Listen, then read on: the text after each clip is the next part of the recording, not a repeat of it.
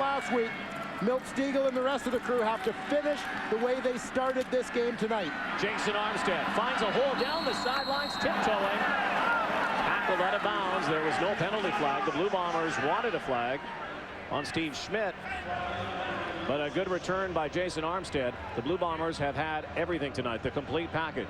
Oh, they sure have. And even to see the Toronto Argonauts come out on the first play after the half and allow a return out to midfield.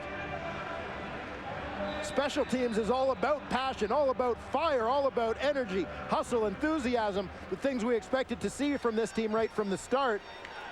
They no doubt were talked to about those exact things at halftime, and then they allow that big return. And up the middle, Fred Reed. We've only seen very little of Joe Smith here tonight. A lot more Fred Reed. The platoon between the two. There is an empty helmet.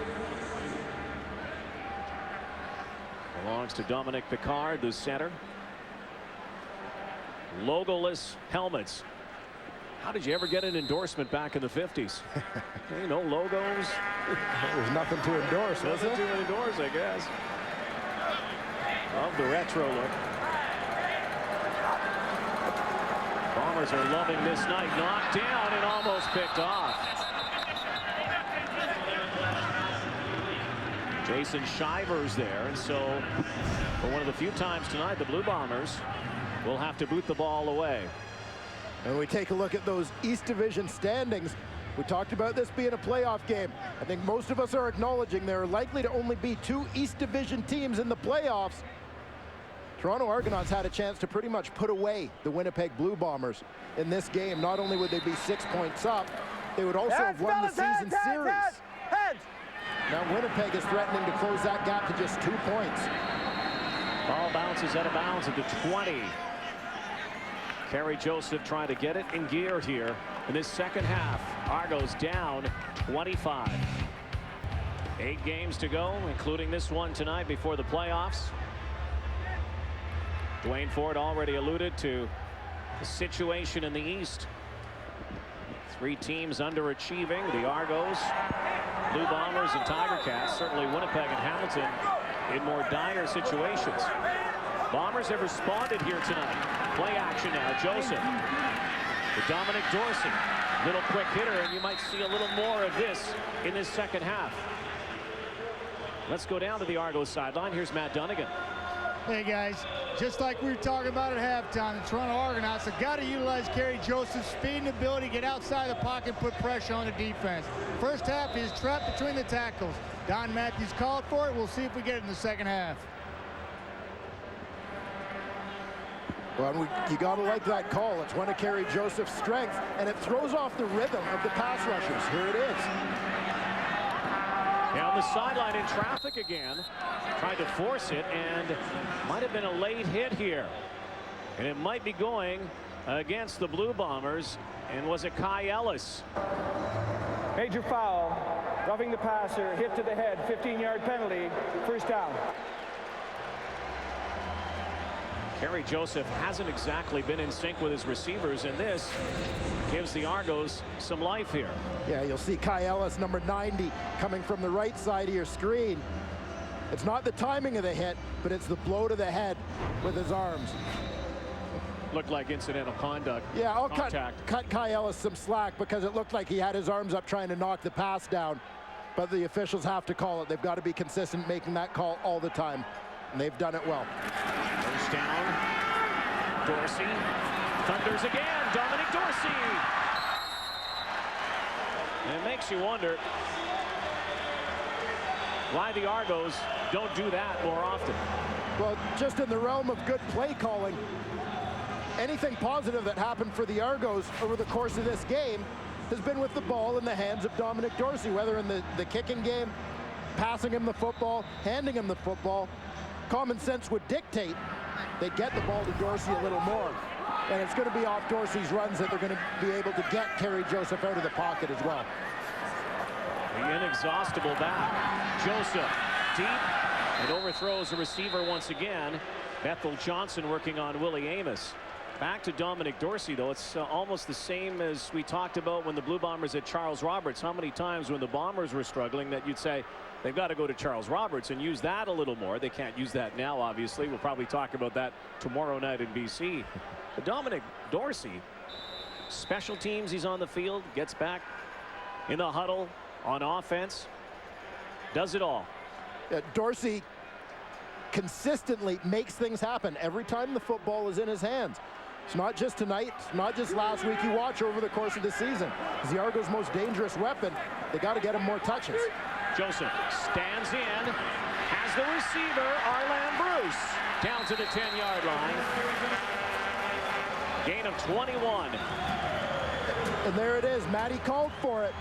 Moving the pocket a little bit, this time with a half roll, and it's changing the rhythm. They're not going to send him all the way on the sprint out. They keep Dorsey in the backfield. That maintains a run threat.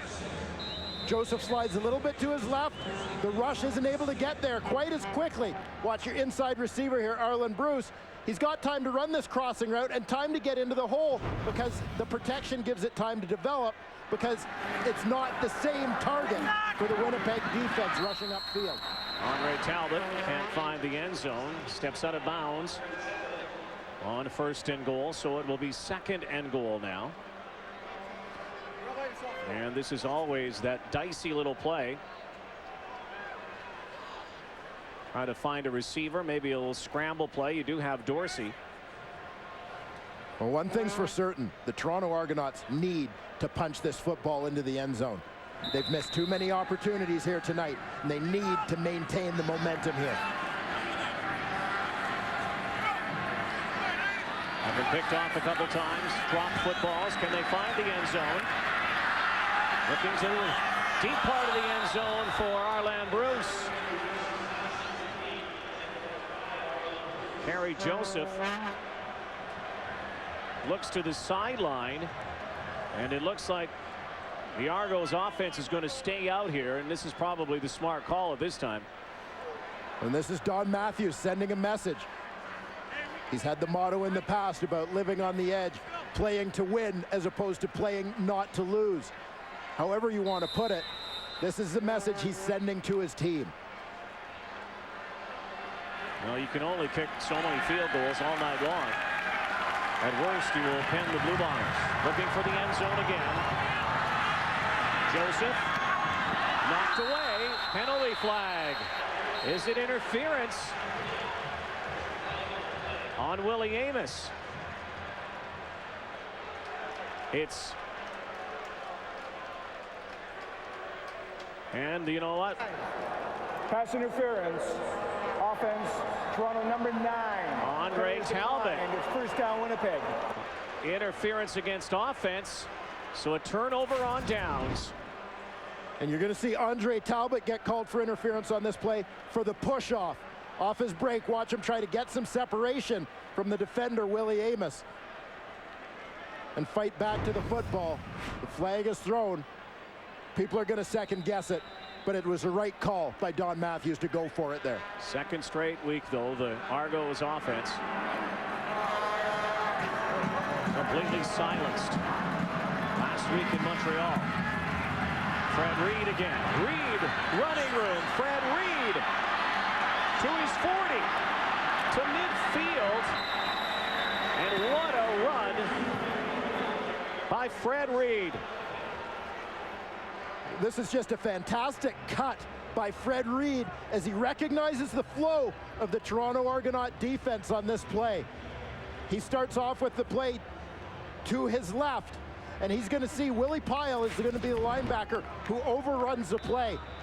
Pyle is the man who has contained responsibility. You see Willie Pyle down at the bottom of your screen, too far upfield. That creates a huge running lane for Fred Reed. Great vision, cuts it back for a big gain. Now Joe Smith, little thunder and lightning for the Winnipeg Blue Bombers. Smith provides the thunder. Reed has 7 carries for 69 yards here tonight. And the Bombers still rolling here. And the Toronto Argonauts completely flat. Well, so many people wondered when the Winnipeg Blue Bombers traded Charles Roberts, if this was a sign of a change in the philosophy of their running game, if they needed the big back with the injuries on their offensive line. But part of the reason they were able to make that trade is that Fred Reed still offered a little bit of that blink element in their backfield. And now they have a nice balance between the power and the speed with Smith and Reed. Joe Smith was stopped short. Alex Cerna will come out and will have to punt this football away. Cerna has not been very effective punting the football. The Blue Bombers still have many question marks still around their kicking game. But before this week, there were many question marks, period. This has been their most complete performance so far.